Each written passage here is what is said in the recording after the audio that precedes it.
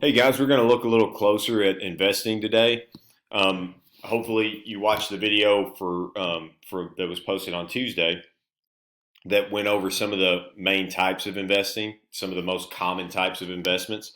Today, we're going to look a little bit more about risk and growth. Those are the two things that we're trying to manage risk and we're trying to grow our money when we invest. So, first off, why do we invest? There will come a time in our lives when we want to retire or we just want to build wealth. Either of those two reasons is a good reason to invest. But I'm going to talk about retirement because that's going to be something that affects all of you. One day you're going to graduate college, you're going to start a career, and then you're going to age. And as you age, once you get to that 60, 65 range, you're probably going to be wishing that you don't have to work anymore. Or for some of us, we actually get to a point where our bodies just won't let us work anymore. We start to get old. So we have to understand that when we stop working one day way out in the future, the paychecks stop. Now, I'm sure you're saying, Mr. Metzger, I'm in eighth grade. What do I care about retirement? I haven't even figured out what I'm going to do for my job. Well, the thing that's interesting about investing and why I think it's so important that you learn about it at an early age is that the earlier you start, the more time you have for that money to grow, which can actually mean that you can hit this retirement age a lot sooner than people that start later. But in order to retire, we need enough money saved to be able to pay for our lifestyle. Understand, retirement doesn't just magically happen. Your company's not just going to say, "Hey, why don't you go home and we'll just give you more money, and you don't have to worry about working anymore." We're able to retire when we have enough money saved to do so, enough money sitting back that we can live our current lifestyle and not have to worry about running out of money. So, in order to do that, we really have to understand risk. Now, understand when we talk about risk with money, risk means the possibility of something losing value over time. So there's risk when you buy a car. You know that that car is going to go down in value. But we exchange that because, hey, we need to get somewhere. So we'll take the trade off. We'll take that risk and lose the value in the car because it provides us value by getting us somewhere. But money's the same way. So a dollar bill over time will lose value. You won't be able to buy as much with it. So when we are saving or investing money, we want to manage that risk. We want to keep the risk as low as possible while letting our money grow because we need that money to grow so that we can have more of it in the future. So let's talk about why cash is risky because a lot of people don't understand this. When we first start thinking of investing, there's some people that they're fine with risk. They're like, oh yeah, it's okay. I'm going to put my money over here in this investment. I'm going to let it do what it do. It can go up, it can go down. It'll be fine. I'm just going to leave it there over time. Other people really don't like the idea that their cash that they worked hard for and saved could go down in value, and that leads them to not want to invest. They just want to keep their money in cash. They'll put it in a safe or they'll put it in the bank, and they just want it to stay there. If I make this $1, I want to save that $1 bill. We're going to look at Big Macs here, a Big Mac deal, and look at why cash can actually pose a big risk to your investment.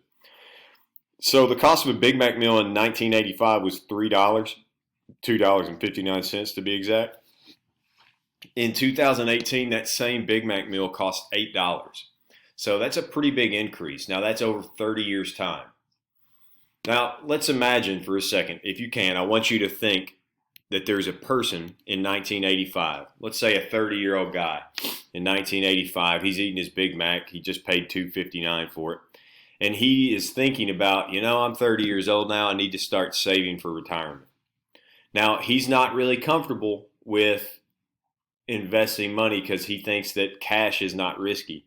So he saves that $3. He decides he's going to save $3 in 1985. If we fast forward 33 years, the man's 63, he's really close to retirement. He looks back at his $3 and it's still only worth $3.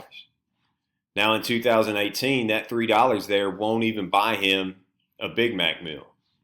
So what's actually happened here is he was trying to do the safest thing by saving his cash, which, okay, $3 and it's still $3, but he actually realized a loss now.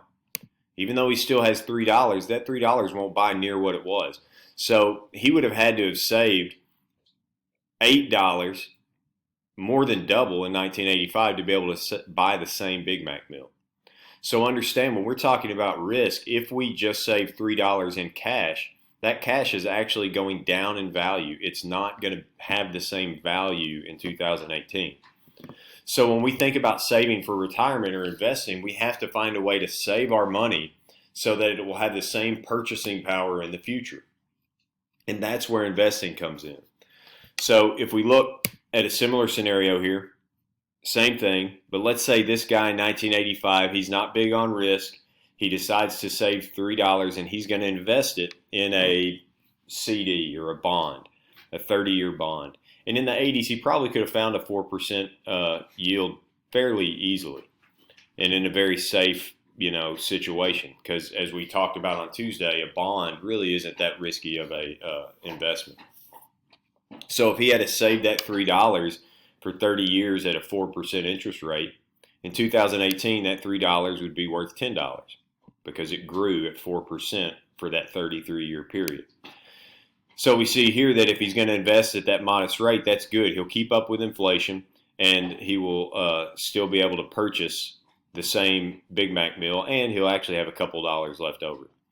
So investing in this way is a lot better than simply keeping in cash. In cash, we have the same $3. You're right, it didn't move, but we can find a very safe investment that will return 4% a year and be able to keep up and be able to have the same purchasing power 30 years later. So to summarize all this, why cash is risky? Cash will lose its value over time. We know this. Products are going to go up. It's called inflation. It's going to cost more for a Big Mac meal. I also looked at a Rubik's Cube that you could buy for in 1985, I think like $3 it said, I think it was $3. Same Rubik's Cube now costs about 10. So things go up in value. We know this. So the amount that cash is able to purchase will decrease over time. Investments allow our money to keep up with inflation. So think back to this scenario here. The man saves in cash. It doesn't do anything. The man invests even at a simple 4% interest rate, and it goes up in value. Well, thank you for listening to my little spiel today. I hope you understand that cash does carry risk. So if we think we're just going to keep our money in a coffee can or in a safe and we're going to be better off, that's simply not the case. It may be a little complicated and strange, but just think, the price of products go up, so cash does actually lose value over time if it's just the same amount of cash. That's where investing comes in. There's a little worksheet walkthrough thing I want you to do.